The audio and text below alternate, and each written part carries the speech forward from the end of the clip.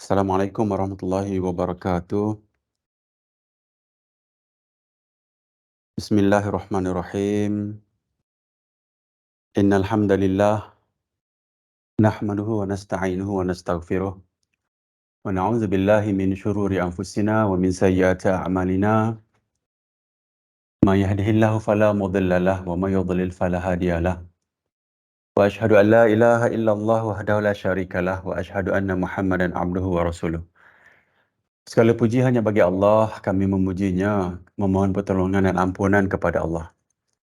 Kami berlindung kepada Allah dari kejahatan diri kami dan teruknya amal perbuatan kami. Barang siapa yang Allah beri petunjuk, maka tidak ada yang dapat menyesatkannya, dan barang siapa yang Allah sesatkan, maka tidak ada yang dapat memberinya petunjuk. Saya bersaksi bahawa tiada ilah yang berhak diibadahi dengan benar kecuali Allah semata. Tidak ada sekutu baginya, dan saya bersaksi bahawa Nabi Muhammad SAW adalah hamba dan Rasulnya. Ya ayyuhallazina amanu taqullaha haqqa tuqatihi wa la tamutunna illa wa antum muslimun. Wahai orang-orang yang beriman, bertakwalah kepada Allah dengan sebenar-benar takwa kepadanya. Dan janganlah kamu mati kecuali dalam keadaan muslim. Ya ayyuhan nasu taqu rabbakumul ladzi khalaqakum min nafsin wahidatin wa khalaqa minha zawjaha wa batha minhuma rijalan katsiran wa nisaa'a. Wattaqullaha allazi tasaaluna bihi wal arham. Innallaha kana 'alaikum raqiba. Wahai manusia, bertakwalah kepada Rabbmu yang telah menciptakan kamu dari diri yang satu, yakni Nabi Adam. Dan Allah menciptakan pasangannya, yakni Hawa, nenek kita lah. Dari dirinya dan dari keduanya Allah memperkembangbiakkan laki-laki dan perempuan yang banyak. Bertakwalah kepada Allah yang dengan namanya kamu saling meminta. Dan peliharalah hubungan kekeluargaan. Sesungguhnya Allah selalu menjaga dan mengawasimu. Ya ayyuhallazina amanu taqullaha wa qulu qawlan sadida yuslih lakum a'malakum wa yaghfir lakum dhunubakum wa may yuti'illaha wa rasulahu faqad faza fawzan 'azima. Wahai orang-orang yang beriman, bertakwalah kamu kepada Allah dan ucapkanlah perkataan yang benar. Nescaya Allah akan perbaiki amal-amalmu dan mengampuni dosa-dosamu. Dan barang siapa yang mentaati Allah dan Rasulnya, maka sungguh dia menang dengan kemenangan yang agung. Amma ba'du fa inna asdaqal hadithi kitabullah wa khairal hadi hadi Muhammadin sallallahu alaihi wasallam wa syarrul umuri muhdatsatuha fa inna kulla muhdatsatin bid'ah wa kulla bid'atin dhalalah wa kulla dhalalatin finnar. Sesungguhnya sebenar-benar perkataan adalah kitabullah, yakni Al-Quranul Karim, dan sebaik-baik petunjuk adalah petunjuk Nabi Muhammad sallallahu alaihi wasallam, yakni sunnah yang sahih. Seburuk-buruk perkara adalah perkara yang diada-adakan dalam agama. Setiap yang diada-adakan dalam agama adalah bid'ah. Setiap bid'ah adalah sesat, dan setiap kesesatan tempatnya dalam neraka. So kalimah yang saya sebut ni adalah, saya ulang-ulang lagi lah banyak kali kan, adalah mukadimah yang Nabi baca ketika memulakan majlis lah. Dan hari ni yang lelaki tu kalau dia pergi ke, yang lelaki tu akan pergi ke masjid, kita kadang-kadang lah, mungkin sebahagian daripada perkataan ni lah, perkataan semasa khatib memulakan khutbah. So inilah hadis yang sahih, diriwayatkan oleh Imam An-Nasa'i, Ibnu Majah dan Abu Daud. So inilah sunnah dia kalau kita memulakan majlis lah. Keduanya saya nak tunjuk, saya highlight yang bawah ni, saya ada 2 slide lah untuk kita cerita tentang perkara yang bid'ah ni. Kalau kita tengok daripada slide ni, seburuk-buruk perkara adalah perkara yang diada-adakan dalam agama. Setiap yang diada-adakan dalam agama adalah bid'ah. Setiap bid'ah adalah sesat. Dan setiap kesesatan tempatnya dalam neraka. Ni slide yang lama saya ambil. Cuma nak bagi satu gambaran kepada kita lah. Sebab kita ni belajar agama pun kita ikut silibus yang ada di sekolah kan. Dan tak pernah pun saya ingat kita belajar benda macam ni. Yang kita dapat agama pun kita banyak tengok daripada benda-benda fiqh tu lah kot. Fiqh. Dan asas-asas agama pun kita dapat pun daripada kita tahu secara teori saja. Yang Ustaz sudah sebutkan, Islam ni datang daripada Al-Quran, hadis. Lepas tu ijma', dan ada qiyas lah. Ada lagi lah pandangan-pandangan lain. Cuma dalam konteks ini saya nak tunjuk yang daripada, kalau tengok pada hadis Nabi ni, Nabi sebut yang bawah ni, Nabi kata, riwayat daripada Abdullah radhiyallahu an dari Nabi sallallahu alaihi wasallam, baginda bersabda, Sebaik-baik manusia adalah orang-orang yang hidup pada zamanku, yakni generasi Nabi. Mereka adalah orang yang terbaik. Kemudian orang-orang yang setelah mereka, kemudian orang-orang setelah mereka. Maknanya 3 generasi pertama ni adalah orang yang terbaik dalam seluruh manusia lah, maksudnya yang terbaik. Kecuali para nabi lah. Nabi-nabi lebih baiklah daripada manusia biasa. Cuma ada 3 generasi terbaik ni kalau dalam Islam. Kalau tengok yang atas ni, generasi terbaik ni, ni saya nak tunjuk bagaimana agama ni akan hilang lah sampai ke kiamat nanti. Kalau kita tengok daripada gambar ni, ini ilustrasi saja ni, rekaannya, persentasenya, rekaannya saya letak je supaya kita faham. Katalah zaman Nabi dan Rasul ni, Nabi atau Rasul ni, kita faham sunnah, amal yang sahih. Sahabat-sahabat faham mungkin level 100% lah faham sebab Nabi ada kan. Tak faham boleh tanya Nabi. Nombor 2, generasi selepas Nabi ni maksud dia, siapa yang masih berjumpa dengan sahabat Nabi. Mungkin generasi tersebut ada dalam 90% kita faham. Dan nombor 3 ni generasi yang mana tabi'in, kalau dalam bahasa agama lah, bahasa Arab dia panggil tabi'in. Maknanya orang yang sempat berjumpa dengan tabi'in, maknanya pengikut-pengikut tabi'in lah. Tabi'in ni dia jumpa dengan tabi'in, mungkin dalam 80% dia faham kan. Tapi kalau tengok pada tahun yang dah lama, dah panjang ni, 1400 tahun dah kan kita daripada jauhnya kita daripada zaman Nabi. Mungkin dah sampai, mungkin kurang dari sini pun kita faham agama. faham dan amal sunnah yang sahih ni, banyak benda-benda bid'ah berlaku.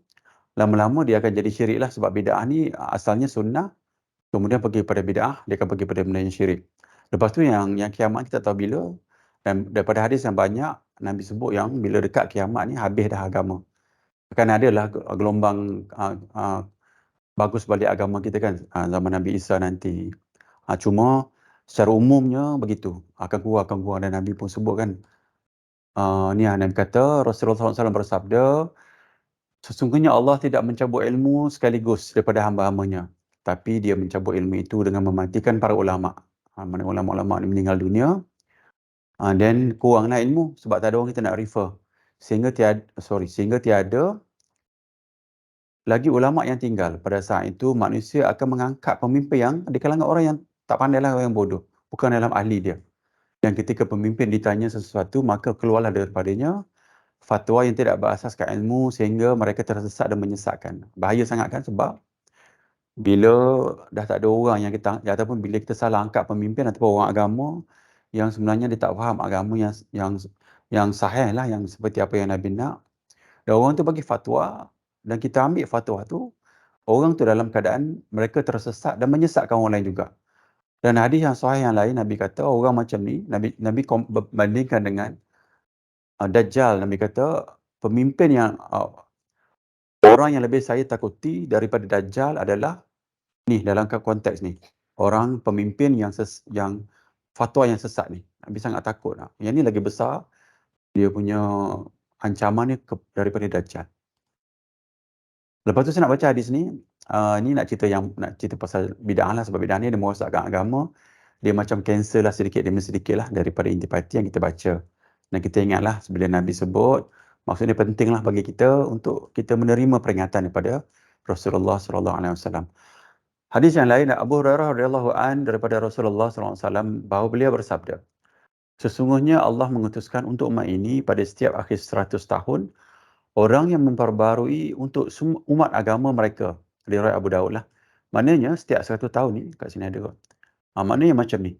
Setiap 100 tahun ni akan ada mujtahid ni, yang dalam hadis ni, yang saya baca ni kan. So every 100 years ni akan ada orang yang cerita balik, ini sahih, ini dhaif, ini palsu. Ulama besar lah yang bawa. Setiap 100 tahun akan datang. 100 tahun akan datang. Sebab apa? Kenapalah Nabi sebut benda ni? Sebab agama, bila tak ada ulama ni, kita akan pergi kepada bid'ah.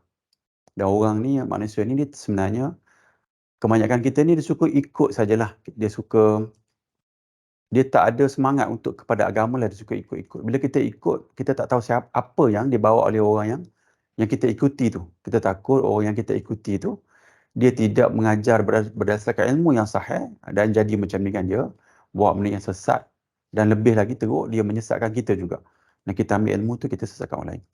Cuma daripada kelas ustaz saya lah, Ustaz Tuan Hassan Tuan Lah ni, dia kata, daripada kajian ni lah, ini pada zaman dahulu lah, sebelum Nabi Muhammad SAW, keadaannya Nabi Rasul ni, kalau kita letak dalam hadis yang kita baca tadi, setiap 100 tahun ni juga Nabi diutuskan lebih kurang dalam 400-500 tahun akan ada Nabi baru pada zaman dulu lah.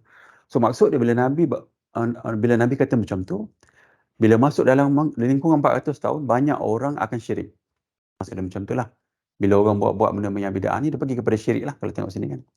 Bid'ah-bid'ah dia pergi kepada syirik. Syirik kita ni sebenarnya, ramai lagi macam orang Islam kita masih lagi berpakaian agama lah kalau kita tengok kan. Tapi dia buat benda syirik. Contoh, semalam ada sembang dengan sahabat-sahabat semalam, cerita tentang orang yang minta tolong dengan jin contoh. Orang minta tolong dengan jin kan. Benda tu benda syirik.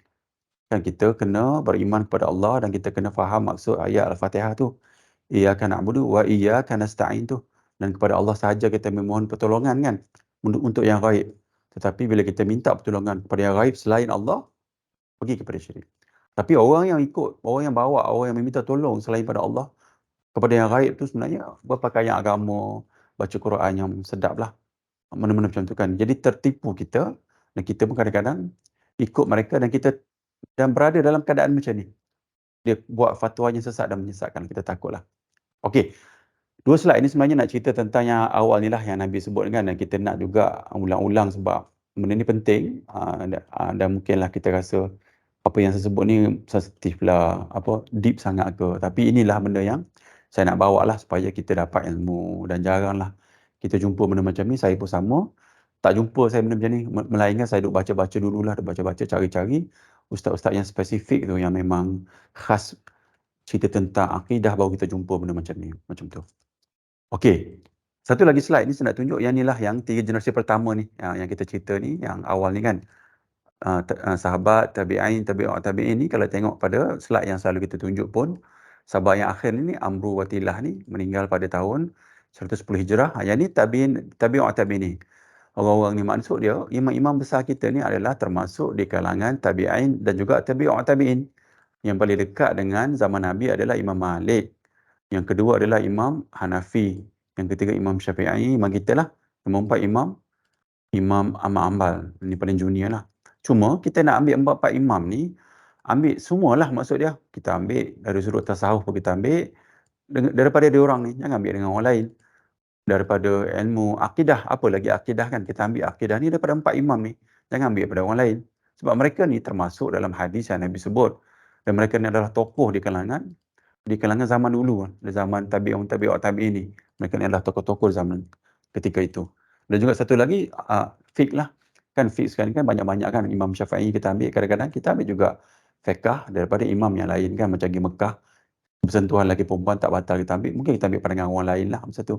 Cuma saya tengok bab fiqh ni kita dah start mula lembut sikit, Alhamdulillah. Cuma yang lain tu lah, yang akidah, kalau boleh kita nak ambil akidah Imam Hanafi, kita nak ambil akidah Imam Malik, kita nak ambil akidah Imam Syafi'i, kita nak ambil akidah Imam Ahmad Hanbal macam tu. Sebab mereka ni lah yang sepatutnya kita letak slogan pewaris Nabi. Sebab mereka ni termasuk dalam hadis ini, tabi'in ni kan yang Nabi kata ni. Subhanakallahumma wa bihamdika asyhadu an la ilaha illa anta astaghfiruka wa atubu ilaik. Maha suci Allah, dan dengan memuji Allah, saya bersaksi bahawa tidak ada sembahan yang berhak disembah selain Allah. Saya meminta ampun kepada Allah dan saya bertaubat kepada Allah.